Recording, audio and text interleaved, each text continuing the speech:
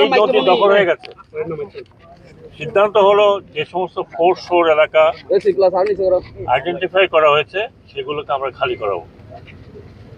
ভালো হচ্ছে যারা দখল করেছেন তারা নিজেরা সরে যান, ক্ষতি হবে না। যাদের স্টে অর্ডার আছে তারা আইডেন্টিফাই করবে কোথায় স্টে অর্ডার আছে, ডিসিশন বলেছি কোথায় কোথায় স্টে অর্ডার আছে, ওটা ছাড়া বাকিগুলো আমরা দখল মুক্ত করব। এতে কোনো প্রশ্ন নাই। যদি বিল্ডিংও পাকা করে থাকে সেটা ভেঙে দিতে হবে। অবৈধ দখল এখানে মুক্ত করা হবে, সেটার জন্য যা করা প্রয়োজন এই গভর্নমেন্ট তাই করবে। বুঝতে পারছি। আমি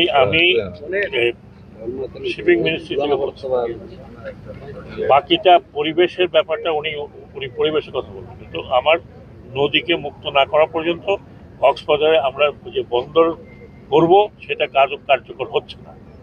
বুঝতে পারছেন? এটুকুই আমার কথা। ইনশাল্লাহ স্যার, এই যে নদী বন্দর অগ্রগতি কতটুকু বলতে অগ্রগতি হবে যদি এই দখল মুক্ত হয় তখন। কবে থেকে উচ্ছেদ হবে স্যার? হ্যাঁ, যত তাড়াতাড়ি সম্ভব, যত তাড়াতাড়ি সম্ভব। আমি বন্দর করব, বাকিরা দখল করবে তা তো হয় না। যারা অবৈধভাবে যে স্থাপনা আছে, শোনেন, নদীর যে সীমানা আছে এটাকে বলে ফোর্স শোর।